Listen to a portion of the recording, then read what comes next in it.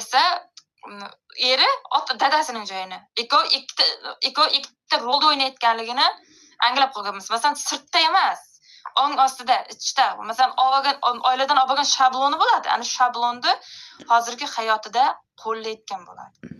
Tushunyapsizmi? Ana shu narsa ongsiz onasining rolini bajaradi. Erkak kishi ham ongsiz otasining rolini bajaradi, lekin butun borliqda bu ma'lumot bor. Bu ma'lumot hech kimga kerak emas. Bunaqa tajriba bor, berilib bo'lgan. Lekin nima qiladi? Mana shu tajribani ongsiz o'zlari tushunmay, mana aqlda emas, ichki olamdan shu ong ostida shu narsani rolni o'ynaydi. Keyin nima qiladi? Bir-biri bilan kelishmovchilikka sabab bo'ladi. Borliq aytadiki, sizlar bunaqa tajriba bor. O'tgan ota-onalaring, sizlar yangicha evolyutsiya qilingan oila qilishlaring kerak.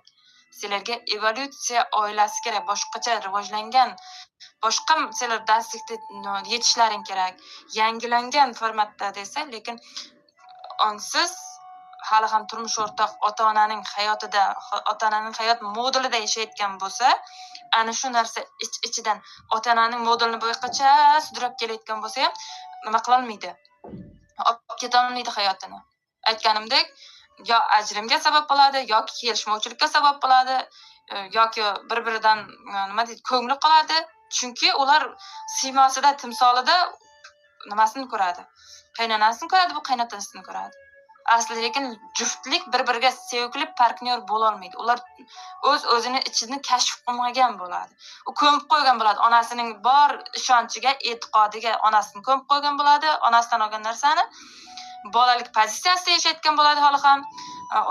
O'g'il bola ham agar ulg'aymagan bo'lsa, jism kattarib ketgan bo'ladi, tana kattarib ketgan bo'ladi, lekin o'zi anglamagan holda ana shu otaning qobig'iga, otaning hayot qarashiga, otaning dunyo qarashiga, hayot qiyin, pul qiyin, ayollar unaqa, ayollar aytadiki, erkaklar xiyonatkor, erkaklar yaxshi emas gaplar bor-ku. Shu deb ikkovi ham nima qiladi? Fikri, miyasi polni ana shu ota-onaning tarbiyasiga o'ralib olgan bo'ladi. Ota-onaning hayot shablonini yashayotgan bo'ladi. Ulardan olgan model. Masalan, bilasizmi? Ko'p shuni aytaman. Qolip. Masalan, Loydin qolipi bor.